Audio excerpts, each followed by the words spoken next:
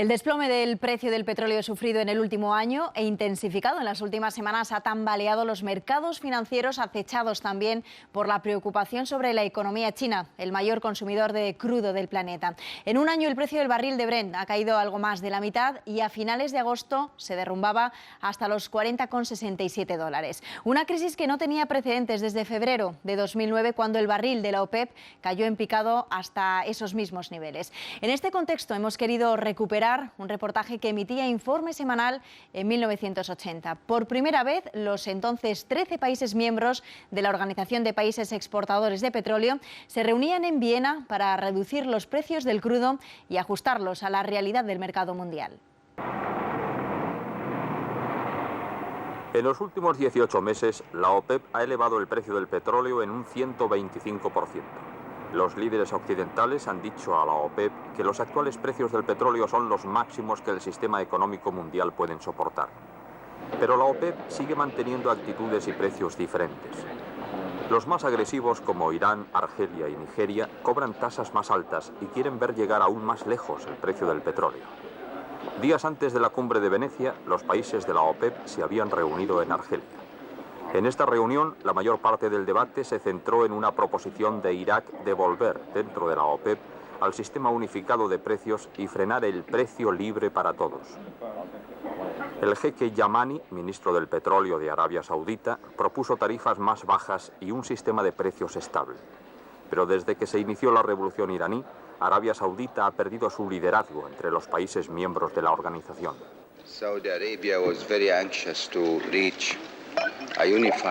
Arabia Saudita deseaba realmente conseguir un sistema unificado de precios, pero desde el principio sabíamos que eso no era tan fácil de conseguir.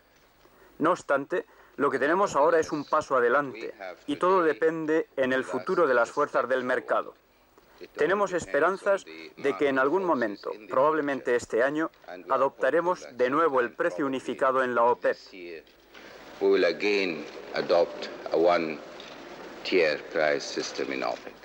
El encuentro de Argelia vio nuevos aumentos y un posible reajuste de precios en la próxima reunión de septiembre.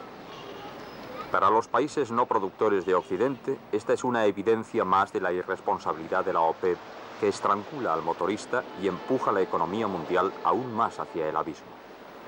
Contra esta visión negativa, los países de la OPEP argumentan que los ricos ambiciosos desean aumentar su fortuna. Omán en el Golfo Arábigo. Una escena tradicional de la vida en el Golfo y muy lejana de aquella visión occidental del árabe rico en su coche con aire acondicionado. La pesca es una industria tradicional en el Golfo y los hombres que trabajan fuera y vienen de Omán son considerados entre los mejores de la región. En la antigüedad desarrollaban sus cualidades marineras para convertirse en mercaderes y traficantes. El comercio con la India y el Oriente trajo gran fortuna a Omán. Esa fortuna, a diferencia del petróleo, se basaba en un recurso renovable, el esfuerzo y la habilidad humana.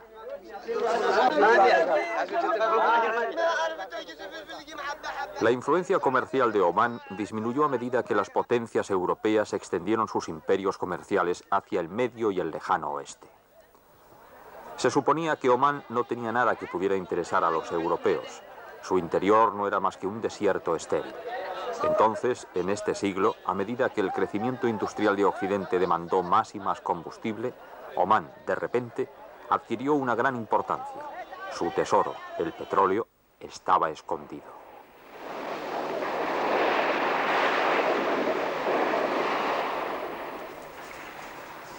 En los últimos 50 años ha aumentado la dependencia del petróleo en Occidente. Hasta ahora el petróleo es la más importante fuente de progreso y prosperidad en el mundo occidental. No solamente la extracción, sino también la refinería y venta del petróleo estuvo controlada por compañías occidentales. Los estados productores de petróleo jugaban un papel mínimo en la industria. Los gobiernos árabes recogían una pequeña proporción de los beneficios y Occidente tenía petróleo barato. Como cualquier conductor o consumidor occidental sabe, esa época ya ha pasado.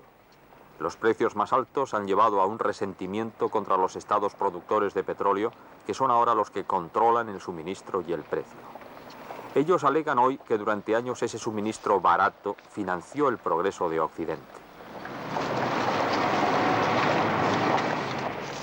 Vestidos y trajes, prendas tejidas y blusas en fibras acrílicas y poliéster hechos de petróleo y gas. Discos de vinilo y polímero. Juguetes para niños hechos con plástico. Pinturas de vinilo y telas para muebles. Comodidad en las casas con derivados del petróleo. Este es un estilo de vida que de repente se volvió más costoso en 1973. Pero fue en el coche, el tesoro más preciado del hombre industrializado, donde el costo del combustible golpeó con más fuerza. Japón, el milagro de la posguerra. Un ejemplo claro de un boom económico construido casi totalmente a base de energía importada. Hasta 1973 el precio real del crudo era bajo. Cuando los precios del petróleo comenzaron a subir, también subió la ira de los motoristas.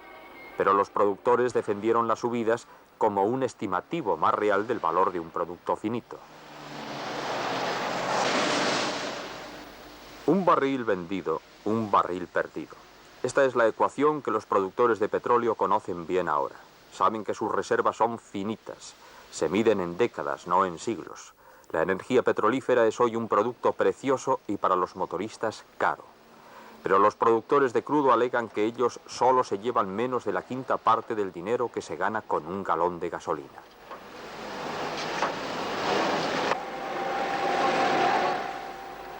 Con esos ingresos, los países productores importan productos manufacturados de Occidente. Ellos son los mejores clientes de Occidente. Pero en los últimos años, esos productos se han encarecido progresivamente y los países de la OPEP alegan que ha habido una política de Occidente de cobrar precios más altos a ellos que a otros países importadores. Esto condujo a un sistema de ir a saltos, a medida que el petróleo subía el precio de las nuevas compras.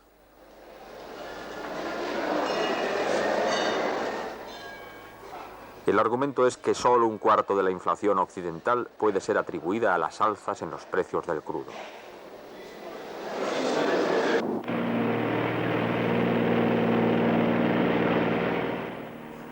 Los beneficios del petróleo han construido ciudades, pueblos y poblados.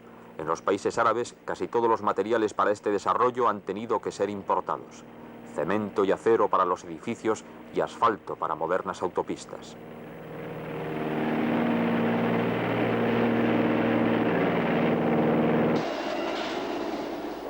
La asistencia sanitaria, que antes era mínima, también ha mejorado con los beneficios del petróleo.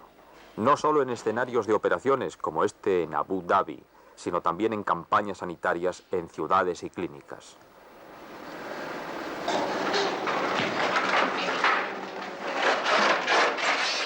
La educación es otro ejemplo de la infraestructura proveniente del dinero del crudo. Cientos de nuevos colegios se han construido a lo largo del Golfo Arábigo. Es de esperar que esta educación proveerá de los conocimientos humanos en los que estos países se apoyarán cuando se haya acabado el petróleo. En otros tiempos, los imposibilitados, si sobrevivían, se convertían en pordioseros. Hoy se enfrentan a un futuro mejor.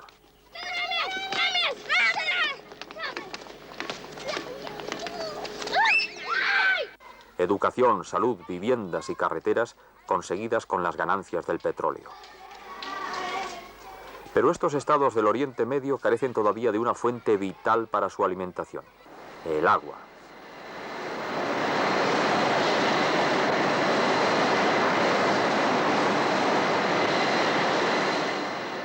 Esta es una planta de desalinización en Arabia Saudita, un sistema costosísimo de producir agua fresca a partir de la del mar. Una planta de desalinización es un laberinto de tubos diseñados para producir un líquido que al final será más apreciado que el petróleo. Los métodos de irrigación están convirtiendo áridos desiertos en tierras productivas. Esta es una granja experimental de frutas y vegetales en Arabia Saudita.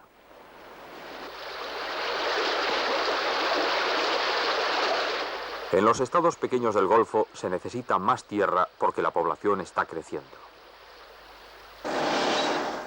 Este proyecto en Abu Dhabi es un esquema de recuperación que supone bombear arena en el mar para crear un banco de arena. El agua sale y la tierra crece.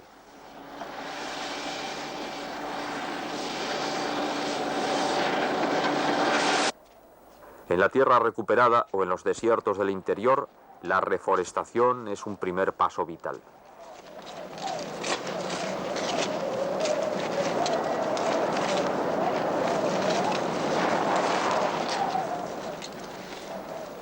En Abu Dhabi se hace con palmas de dátiles.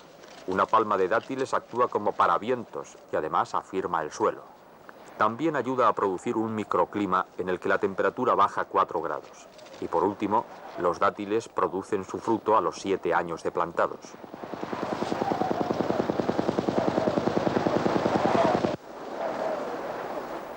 El trigo también crecerá en el desierto. Este crece directamente en la arena. Es una semilla especial del tipo de mucho riego. En esta granja experimental consiguen 2 cosechas por año. Los métodos de la agricultura moderna han sido utilizados en este invernadero. La piel de plástico doble permite la circulación de agua de mar para bajar la temperatura.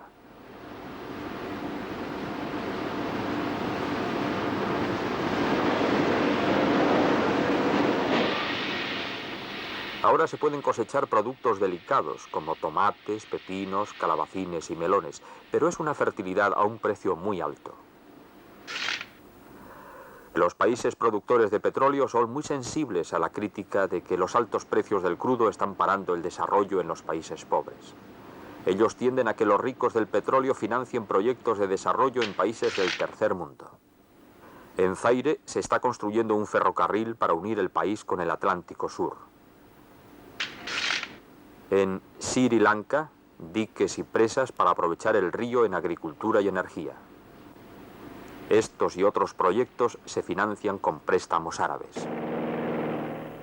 Las utilidades han sido también canalizadas hacia la creación de una base industrial y de desarrollo dentro de los propios países productores.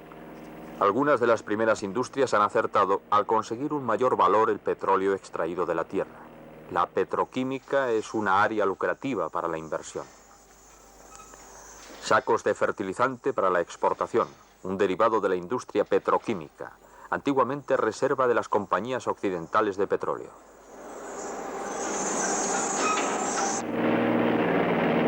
La energía natural también hace posible la manufactura del aluminio. El aluminio exige una gran cantidad de energía, pero en esta fundición, en Bahrain, la energía está justo debajo de la tierra.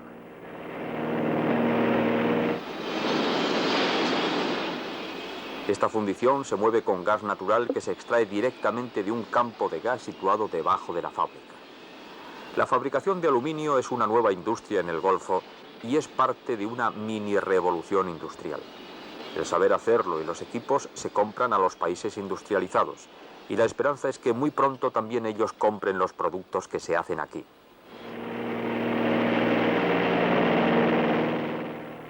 La construcción y reparación de barcos son actividades tradicionales del Golfo, pero los nuevos astilleros están hechos para albergar más a los supertanques que a las pequeñas embarcaciones de madera.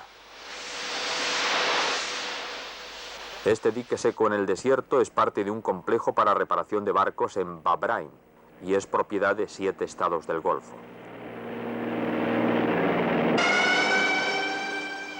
En países donde durante siglos el modo de vida giraba alrededor de la pesca y la trashumancia, se ha creado una base industrial.